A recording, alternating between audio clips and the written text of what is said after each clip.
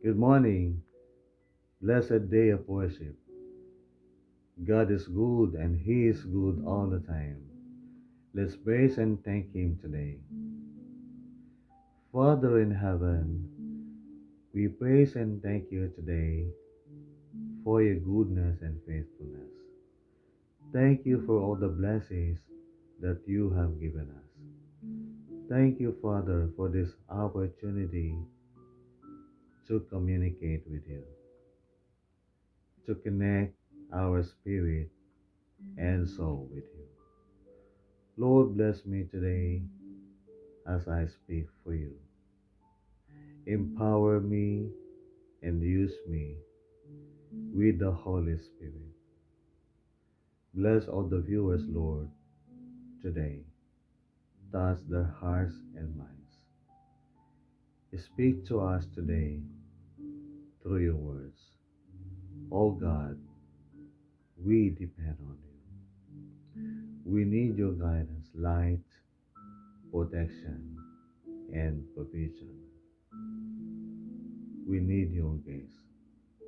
Thank you, Father, and these I ask with gratitude in the name of Jesus.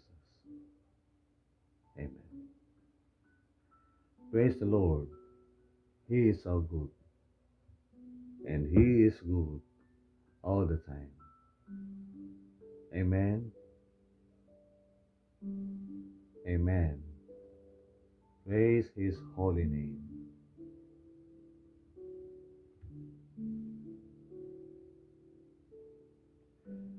Aking babasa ang salita ng Diyos mula sa mga awit, versikulo 1 hanggang 9. Ang kadakilaan ng Diyos ko at Hari, aking ihahayag. Di ko titigilan magpakailanman ang magpasalamat. Aking pupurihit, pasasalamatan siya, araw-araw. Di ako titigil ng pasasalamat magpakailanman. Amen. Dakila kay Yahweh at karapat dapat na ika'y purihin. Nais ko pong ulitin, mga kaibigan, ang versikulo 3. Dakila kay Yahweh at karapat dapat na ika'y purihin. Karapat dapat na ika'y purihin. Kadakilaan mo'y tunay na mahirap naming unawain. Sa alinmang lahi ang iyong ginawa ay papupurihan, ihahayag nila ang magawa mong makapangyarihan. Ang karangalan mo at pagkadakilay ipamamalita, at isasaysay ko ang mga gawa mo na kahanga-hanga. Ang mga gawa mong makapangyarihay ipamamalita. Sa lahat ng tao'y aking sasabihin, ikaw ay dakila. Ihahayag nila ang lahat ng iyong mga kabutihan. Aawitan nila ng may kagalakan ang iyong katuwiran. Si Yahweh mapagmahal at puno ng habag. Hindi madaling magalit. Ang pag-ibig niya ay wagas. Si Yahweh mapagmahal at puno ng habag. Hindi madaling magalit. Ang pag-ibig ay wagas. Siya ay mabuti at kahit kanino'y hindi nagtatangi. Sa kanyang nilikha, pagkalingan niya ay mamamalagi. Amen.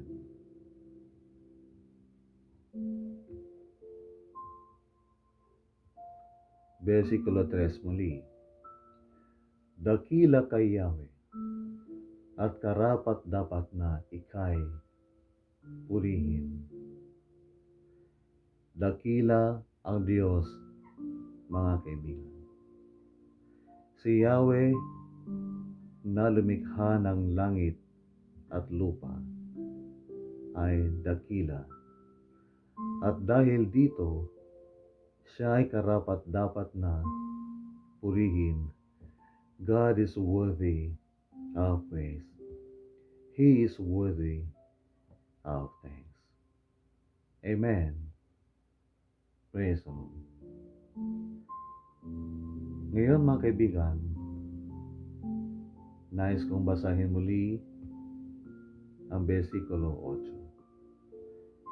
8. Dito nakasaad ang ilan sa mga dahilan kung bakit si Yahweh ay karapat-dapat na purihin. Siya ay karapat-dapat na pasalamatan. Bakit po, mga kaibigan? Sapagkat si Yahweh mapagmahal at kanyang pinakita ang kanyang pagmamahal sa atin sa pamamagitan ng kanyang anak na si Jesus na nagdusat naghirap at siya ay namatay sa Kalbaryo para sa ating mga kasalanan. Inako niya ang kahirapan.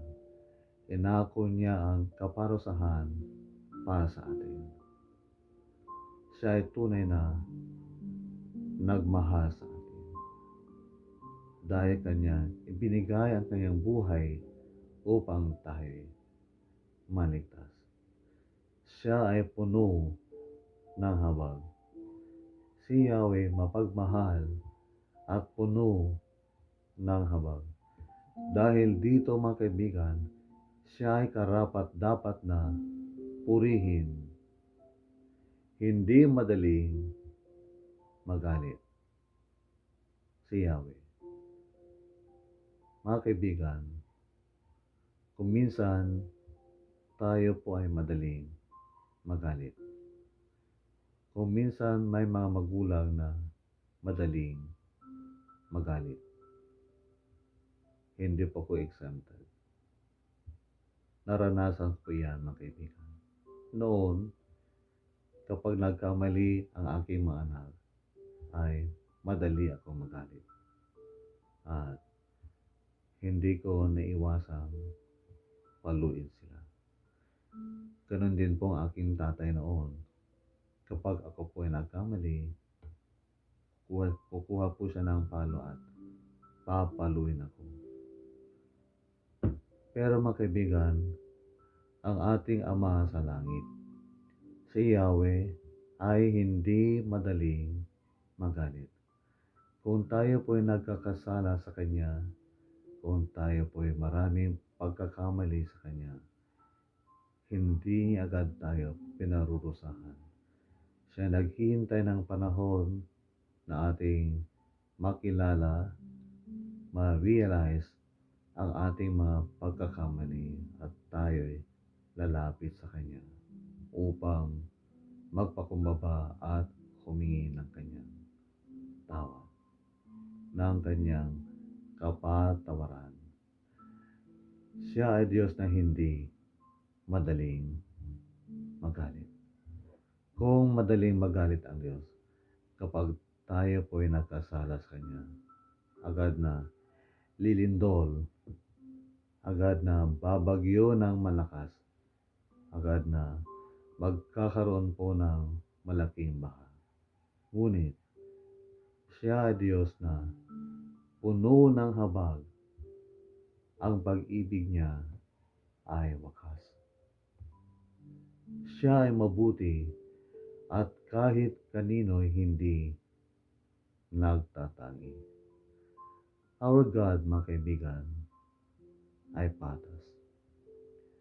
Siya ay Diyos na pantay-pantay. Mga kaibigan, ang tingin niya sa atin. Siya ay fair, wala siyang paborito. Kung ano ang kanyang pinapakita sa akin, ay ganon din sa inyo, mga kaibigan. Ang Diyos ay just. Siya ay matuwid, Diyos na makatarungan. Wala siyang itinatangi. Walang itinatangi ang Diyos. At dahil dito, siya ay karapat-dapat na purihin. Siya ay karapat-dapat na pasalamatan. Sa kanyang nilikha, pagkalingan niya ay mamamalagi. Amen. Amen. Sa kanyang nilikha, pagkalingan niya ay mamamalagi. Dahil ang Panginoong Diyos natin, mga kaibigan, ay Diyos na hindi po napapagod. Ating kilalanin ng Diyos natin ay always caring. Ang Diyos natin ay palaging mapagkalinga. At hindi niya tayo iiwan, hindi niya tayo pababayaan. Siya ay palaging magbabantay sa atin, magbibigay ng ating mga pangangailangan pisikal, espiritual, emotional, material, pinansyal, at lahat ng ating pangangailangan ay Kanyang ibibigay sa atin sapagkat siya ay Diyos na mapagkalinga. Dahil dito, siya ay karapat-dapat na purihin, sambahin, at pasalamatan. Aking kaibigan, huwag mong kalimutang magpasalamat sa Diyos. Kahit na ikay nagpasalamat na last month, kahapon, kaibigan, hindi sapat ang isang beses na ikaw ay nagpasalamat sa Diyos. Gayahin mo ako, araw-araw, aking pinasasalamatan ang Diyos dahil sa Kanyang kabutihan sa aking buhay. At kahit matagal na akong na-stroke noong 2018 at ako'y iniligtas ng Diyos mula sa kamatayan, patuloy ko siyang pinasasalamatan dahil sa Kanyang pagliligtas sa akin.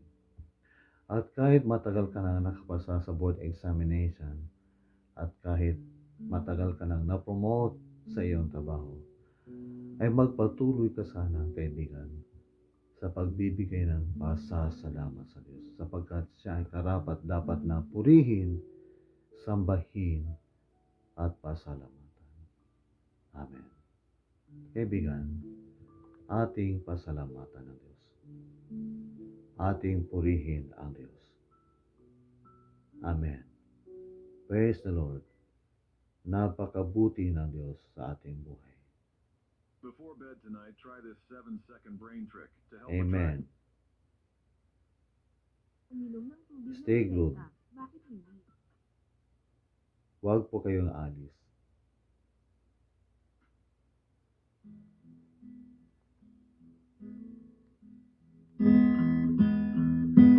God is so good.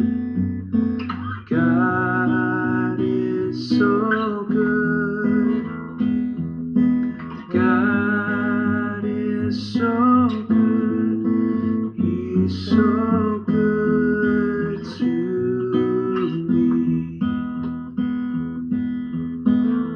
He cares for me. He cares for me. He cares for me. He cares for me. He's so good to me. Amen. He loves me so. He loves me so. He loves me so. He loves me so. He's so good to me. Amen. Praise the Lord.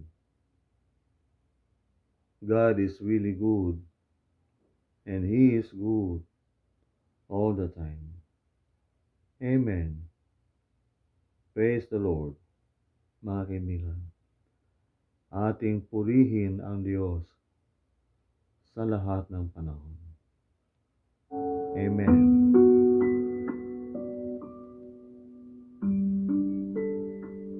Tayo po'y magpasalamat, magpuri sa Diyos. Let us pray.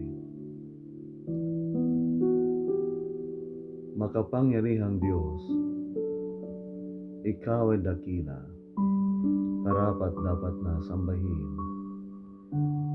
dahil Ika'y mapagbiyaya, mahabagin, Diyos na mabuti sa lahat ng panahon. Hindi ka nagtatanggi. Ikaw ay tapat sa bawat henerasyon. Diyos na mapagkalinga. Kailanman ay hindi mo kami pinabayaan at iniwan. Lahat ng aming mga pangangailangan ay iyong ibinigay. Una sa lahat, ang aming pangangailangan espiritual. Kailangan namin ng kaligtasan at iyong ibinigay ang Panginoong Hesus na umibig sa amin. At dahil dito, Kanyang inialay ang Kanyang buhay sa Kalbaryo, sa krus, upang kami maligtas at aming matanggap ang kapatawaran para sa aming mga kasalanan at upang kami magkaroon ng buhay na walang hanggan. Panginoon Diyos, tunay na napakabuti mo sa aming buhay. Aming naranasan, natikman, nakita at aming naramdaman ang iyong pag-ibig, kabutihan at katapatan sa aming buhay. Kahit na kami nagkukulang at maraming kasalanan, Ikaw ay nananatiling tapat sa amin. Ang pag-ibig mo ay walang hanggan. Ang kapangyarihan mo dakila. Aming ipahahayag, aming ipamamalita ang iyong kadakilaan sa lahat ng bagay. Dakila ang iyong katapatan, kabutihan at kagandahan. Maraming salamat, Panginoon Diyos, sa lahat ng mga pagpapala aming tinanggap mula sa iyo. Ikaw ay Diyos na hindi nagbabago, Diyos noon, ngayon, at magpakailanman. Pinupuri ka namin at pinasasalamatan. Kailangan ka namin, Ama, sa aming buhay. Sa araw na ito, kailangan ka namin. Kailangan namin ang iyong patnubay, proteksyon, at provisyon.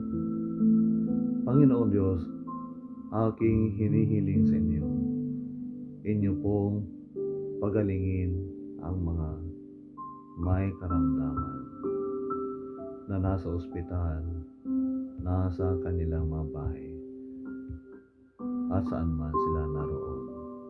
I ask you, Father, with all humility and faith, Lord, inyo pong pagalingin ang mga may sakit. I believe that in the name of Jesus, there is healing, and by His stripes, there is healing. We are healed, and we are made strong in the name of Jesus.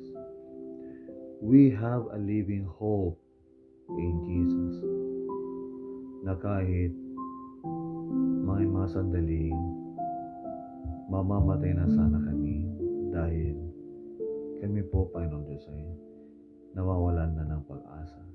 Ngunit kapag kami tumingin sa inyo, nagtiwala at kumapit sa inyo, kami nagkakaroon ng buhay na pag-asa kay Jesus sapagkat siya ay nabuhay mula sa kamatayan, mula sa patay, at ang aming pag-asa sa Kanya ay nananatiling buhay sa araw-araw.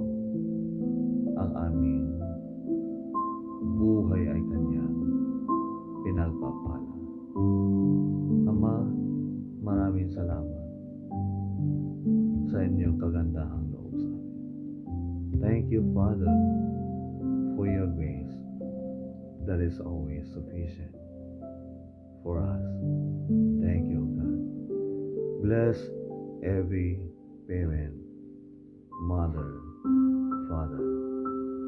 Bless every grandparent, grandmother, grandfather. Bless every sibling, brother or sister. Bless every child, every son, and every daughter in the family. Bless all our relatives and loved ones, our friends, our former co-workers, present co-workers, associates, our loved ones. I repeat, oh God, because they need your grace and mercy. And Lord, bless our neighbors and bless all the people who care about us. Pagpalain mo po, Panginoon Diyos, ang lahat ng mga tao nagpakita sa amin at patuloy na nagpapakita ng kagandahang loob, ng kabaitan at kabutihan sa aming buhay. Pagpalain mo po, Panginoon Diyos, ang lahat ng mga taong ginamit mo bilang instrumento ng iyong pagpapala upang aking matanggap mula sa iyo ang pinansyal, material, at iba't ibang uri ng suporta upang ako'y manatiling malakas at buhay. Salamat, Ama. Bless me today as I deliver your word in the church building during worship service. Bless all the preachers, pastors, priests, ambassadors for Christ, gospel speakers, truth conveyors, all church workers, ministry workers, the praise and worship team members, Sunday school teachers, Bible teachers, children workers, youth leaders, missionaries, and Father, bless all the worshipers of Jehovah today. Bless our community, our province, our nation. Bless all government leaders and all kinds of professional worker and common worker. Thank you, Father, for you are truly good. And I humbly ask you, forgive us of our sins, even as we forgive those who sinned against us. And I pray, Father, for the people who don't understand us, people who say words against us. Bless our enemies. Lord, bless all overseas Filipino workers today. May your presence be with them. Oh God, give them comfort if they are sad. Give them strength if they are weak. And guide them, oh God, if they don't know what to do. and if they don't know how to decide right. Thank you, O God. With this, we give you the highest praise, the greatest honor, and all the glory in the name of Jesus by the Holy Spirit. Amen. The Lord bless you and keep you. The Lord make his face shine on you. The Lord be gracious to you. The Lord lift up his countenance on you and give peace to you. The Lord deliver you from harm, danger, disease, and death. May the will of God be done in your life. To God be all the glory, great things he has done. Good morning. God bless mga kaibigan.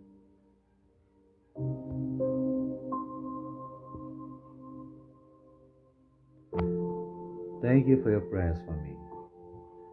Always remember your brother in Christ and your friend.